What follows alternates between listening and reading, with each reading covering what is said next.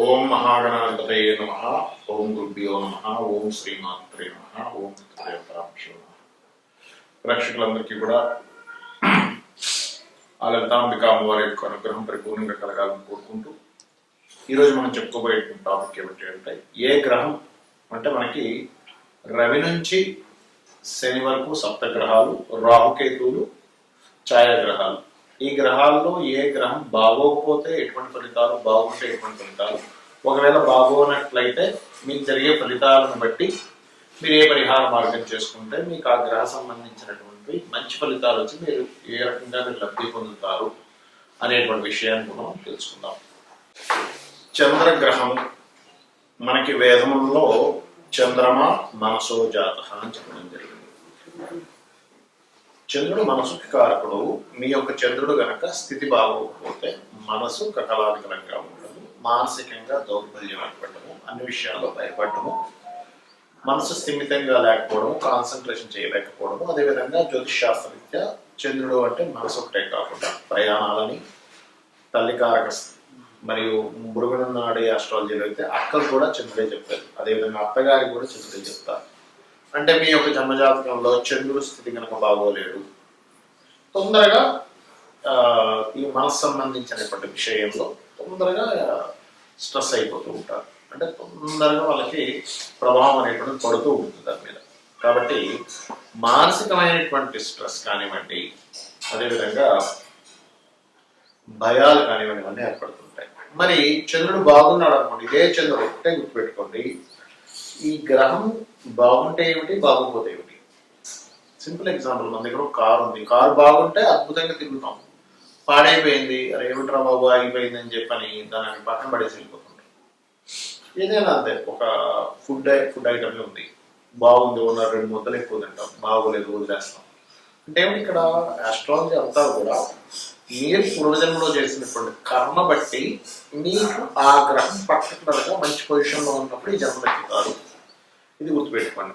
మరి బాగుంటే, ఇదే చంద్రుడు బాగుంటే మనసు ఎప్పుడు ఉల్లాసంగా ఉంటుంది. మంచి తల్లి, మంచి అత్తగారు, మంచి సిస్టర్స్ వస్తారు, మీకు లైఫ్లో ఉంటారు. అలాగే ప్రయాణం చేయడం ద్వారా లాభం ఉంటుంది. చంద్రుడు బాగాలేదనుకోండి, ప్రయాణం చేయడం ద్వారా లాభం ఉండదు, గుర్తుపెట్టుకోండి. కొంతమంది రకరకాల ప్రదేశాలు తిరుగుతుంటారు, అనవసరమైన జర్నీ చేశానండి, జర్నీ వల్ల అసలు లాభమే లేదండి అంటూ ఉంటారు. ఎందుకు అంటే, బికాజ్ ఆఫ్ మీ యొక్క ప్రయాణం ద్వారా ధనం వచ్చే యోగం చంద్రుడు ఇవ్వట్లేదు, నష్టాన్ని ఇచ్చే కార్యక్రమంలో ఉన్నాడు అర్థం అక్కడ. మరి దీన్ని ఎలాగా డెవలప్ చేసుకోవాలి? సరే, తెలుసో తెలియకో ఇంకొకరి మనసుని పూర్వజన్మలో బాధ పెట్టాము, ఆ పెట్టినటువంటి బాధ ఈ రూపంలో వచ్చి మీకు అనుక్షణము మానసికమైనటువంటి స్ట్రెస్ ఇచ్చేటువంటి గ్రహ సంబంధం మీకు ఏర్పడింది. దీనికి శాస్త్రాల్లో చెప్పినటువంటిది ముఖ్యంగా దానం ఇవ్వాలి అనుకుంటే బియ్యము, తెలుపు రంగు వస్త్రము, సోమవారం నాడు 1 కేజీ బావు ఇస్తూ ఉండాలి ఎప్పటికప్పుడు. రెండవది మెడిటేషన్ ఎక్కువగా చేస్తూ ఉండాలి. మనసు స్థిమితంగా ఉండడం అనేది ప్రారంభం అవుతుంది మెడిటేషన్ మనం చేస్తూ ఉన్నట్లయితే. అంటే చంద్రుడు ఎంత బాగుంటే, అంటే మనసు ఎంత బాగుంటే చంద్రుడు ఆటోమేటిక్గా అంత స్ట్రాంగ్ అవుతుంది. వైస్ వర్సా అన్నమాట. అంటే మీరు చూడండి, మీరు కనుక ఇంకా పోట్లాడుతున్నారు, పాస్ట్ లైఫ్లో మీ తల్లిగారితో పోట్లాడారు, ఆ కర్మ ఈ రూపంలో కొన్ని చాలా తక్కువ జాతకాల్లో ఉంటుంది. ఇది పితృదోషము, మాతృదోషము అంటారు. మాతృదోషం ఏర్పడినటువంటి కాంబినేషన్ చాలా తక్కువ మందికి ఉంటుంది. అలాగే కొంతమందికి మాతృదోషాలు ఉన్నప్పుడు ఏమవుతుందంటే, 9 పిల్లలు ఉంటే 9లో మిమ్మల్ని మాత్రం, మీతో మాత్రం ఉండేటువంటి కమ్యూనికేషన్స్, మిస్కమ్యూనికేషన్స్ అవ్వడము, మీతో సరిగ్గా వాళ్ళకి ప్రేమాభిమానాల్లో కొంచెం తక్కువ ఉన్నట్టుగా అనిపించడం, ఇవి జరుగుతూ ఉంటాయి. మిగతా ముగ్గురుతో బాగానే ఉన్నారు కదా, నాకెందుకు ఇలా జరుగుతుందని, దట్ ఈస్ మాతృదోష. అయితే ఈ మాతృదోష సంబంధించినటువంటి దోషాన్ని తొలగించడంలో మొట్టమొదటి పని చేయాల్సింది ఏమిటంటే, మీరు పొరపాటు కూడా వాళ్ళతో ఫైట్ చేయకూడదు. ఫైట్ చేశారా ఇంకొక 10 జన్మలు, ఇంకొక 100 జన్మల వరకు ఇదే ప్యాటర్న్ వెళ్తూ ఉంటుంది. కాబట్టి ఫస్ట్ ఏం చేయాలి, ఎంత లేదన్నా తల్లి కాబట్టి నేను ఫైట్ చేయను, ఏదైనా కానీ ఎంత లాస్ అయినా కానీ ఫైట్ చేయను అనుకోవాలి. ఎందుకంటే మనకి శాస్త్రాల్లో చెప్పినటువంటిది పితృదేవోభవ, మాతృదేవోభవ. కాబట్టి గొడవ పెట్టుకొని సైలెంట్గా ఉంటాను. సరే, నా కర్మ ఈ రకంగా తొలగిపోతుంది అనుకోండి. తల్లిదండ్రుల విషయంలో పెట్టుకోండి, తల్లి తండ్రి గురువు విషయంలో వాళ్ళని ఇబ్బంది పెట్టేది మనం ఏమి చేయకూడదు, మన శాస్త్రాలు చెప్తున్నాయి. అదొకటి. రెండవది ఏంటి, మెడిటేషన్ చేయండి. మూడవది బియ్యం దానం చేయమండి. నాలుగవది గోవులకి ముల్లంగి తినిపించండి.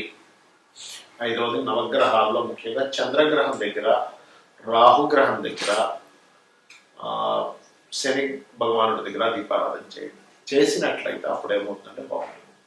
అయితే ఇక్కడ కొంతమందికి చంద్రదోషం ఉన్నప్పుడు లంగ్స్ రిలేటెడ్ ప్రాబ్లమ్స్ రావడం కానీ, మతి భ్రమణ రావడం కానీ, మరియు ఇట్లాంటివన్నీ జరుగుతుంటాయి. అలాంటప్పుడు ప్రత్యేకంగా అమావాస్య పౌర్ణమి వస్తూ ఉంటుంది మనకి. అప్పుడు ఆ రోజు ప్రత్యేకంగా లలితా అమ్మవారి యొక్క స్తోత్ర పఠనం చేయడము, మంత్రం ప్రత్యేకంగా అష్టమి చంద్ర విభ్రాజ అధిక స్థల శోభితాయే నమః అనే మంత్రము, లేదా మానసిక స్ట్రెస్ ఎక్కువగా ఉందన్నప్పుడు ఓం మనస్విని నమః అనే మంత్రం చేసుకోవాలి.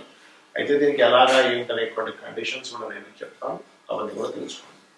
ఇప్పటి వరకు మనం చెప్పుకున్నటువంటిది ఏదైతే ఉందో దాని పర్టికులర్గా కొన్ని కండిషన్స్ ఉంటాయి. ఏమిటది? కండిషన్ నెంబర్ 1, మీ పర్సనల్ చార్ట్లో లగ్నం నుంచి క్యాల్కులేషన్ చేసి ఆ యొక్క రవి ఒక్కొక్కసారి రవి కావచ్చు, నవగ్రహాలు ఏదైనా కావచ్చు, పొజిషన్స్ బట్టి కూడా మీకు ఫలితాలు అనేవి కూడా మారుతుంటాయి. అది ఎలా అంటే మీ జన్మజాతకంలో లగ్నానికి శుభుడా పాప ఎలా ఉన్నారనేటువంటిది. రెండవది ఏమిటంటే ఇప్పటి వరకు మనం చెప్పినటువంటి ఏదైతే పరిహారాలు ఉన్నాయో అందులో మీ యొక్క తత్వం మార్చుకునే పరిహారాలు, మీరు చేసే కర్మలకు సంబంధించినటువంటిది, మీరు చేసేటువంటి దానాలకు సంబంధించినది, జపం సంబంధించినది ఏదైతే ఉన్నాయో ఇవన్నీ కూడా కంటిన్యూస్గా చేయాలి. మార్పు రావాలి అంటే ఏదో ఒక రోజు చేశాము, ఓ వారం రోజులు చేశాము. చాలా మంది చేసే మిస్టేక్ ఏంటంటే ఒక వారం చేశానండి అని వారం 10 రోజులు అవగాహన మానేస్తారు.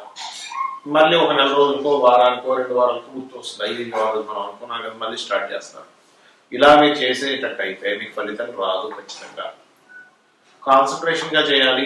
చాలా మంది నన్ను అడుగుతుంది ఏంటంటే, ఏమండి నేను మీరు మంత్రం చెప్తున్నటువంటిది నేను కూర్చుంటాను, ఒక 5 నిమిషాలు మాత్రం కాన్సన్ట్రేషన్ గా ఉంటుంది, దాని తర్వాత నా ఆలోచనలు ఎక్కడికో వెళ్ళిపోతాయి, ఏం చేయాలని అనుకుంటారు. నేను చెప్పేది ఒకటే, ఇది అందరికీ ఉన్న ప్రాబ్లం. ఏది అందరికీ కూడా మనం ఒక దాని మీద కాన్సన్ట్రేషన్ చేసేటప్పుడు కొంతమందికి అయితే అరసెకండ్లోనే వేరే దగ్గరికి వెళ్ళిపోతుంది ఆలోచన, మనసు ఇవన్నీ కూడా వెళ్ళిపోతున్నా కూడా మళ్ళీ తీసుకొచ్చి కూర్చోబెడుతూ ఉండండి, మరలా సాధన చేయండి, మరలా మంత్రం చేస్తూ ఉండండి, కంటిన్యూస్ గా చేస్తూ ఉండండి. అలా ప్రాక్టీస్ లో మీకు కూర్చున్న దగ్గర అలా మంత్రం మీదే ధ్యాస చేయడం జరుగుతుంది. దాని ద్వారా మీకు ఫలితం కూడా వస్తుంది.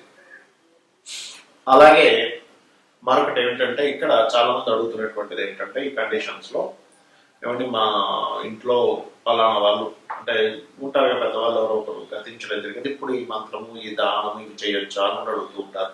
నేను చెప్పేది ఒకటే, కేవలం 11 రోజులు మాత్రమే ఉంటుంది. 11 రోజు తర్వాత నుంచి ఆలయానికి వెళ్ళొచ్చు, దానం ఇవ్వచ్చు, ఇంట్లో దీపారాధన చేయొచ్చు, మరియు ఏదైనా సరే ఒక నామం తీసుకొని జపం చేసుకోవచ్చు. దీనికి ఎటువంటి దోషము లేదు. ఇవన్నీ ఎందుకు చెప్తున్నానంటే, మీకు చాలా మందికి ఒక రెమెడీ చెప్పిన తర్వాత మరి ఇలా ఉంది, చేయొచ్చా చేయకూడదా అని అడుగుతూ ఉంటారు. అలాగే మరొకటి ఏంటంటే, మీరు దేవతా ఆరాధనతో పాటు పితృదేవత ఆరాధన అంటారు. లలిత అమ్మవారు దేవతా రూపంలోని, పితృదేవతా రూపంలో 2 రూపాలలోని ఎనర్జీని ఇస్తున్నటువంటిది అమ్మవారి అని చెప్పి మనకి స్పష్టంగా లలితా సహస్రనామాల్లో చెప్పబడింది. కాబట్టి మనం చేయాల్సింది ఏమిటి?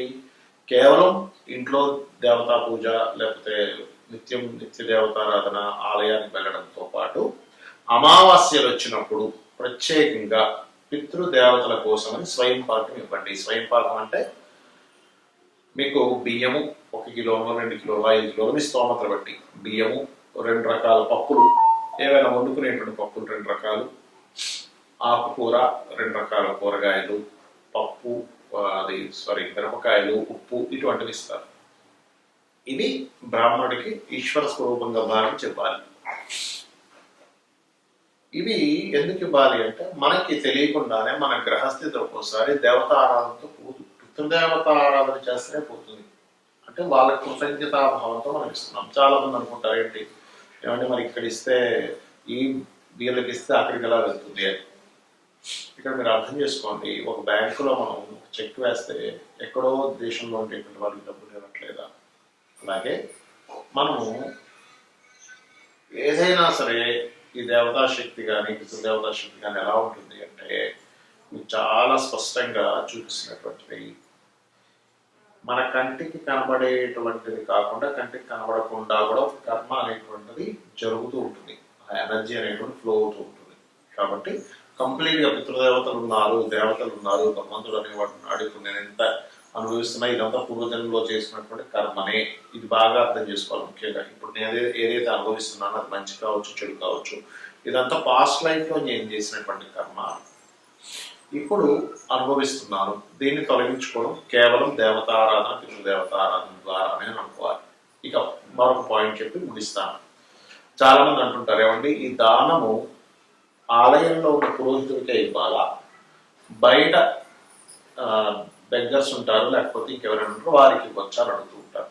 ఒకటే గుర్తుపెట్టుకోండి, శాస్త్రాల్లో దీనులకి అంటే పాపం ఇబ్బంది పడుతున్న వారికి చేయమని చెప్పింది, మీరు గ్రహ సంబంధించిన దానము చేయమని చెప్పింది. అయితే రెండింటికి రిజల్ట్స్ వేరు ఉంటాయని చెప్పబడింది. ఏమిటంటే మీరు ఒక పురోహితుడికి ఇస్తున్నారు ఆలయంలో, వీరికి ఇచ్చేటువంటి దానం శాస్త్రోక్తంగా ఒక సంకల్పం చదువుకొని ఫలానా గ్రహ దోషము పోవాలి అని దానం ఇస్తున్నారు.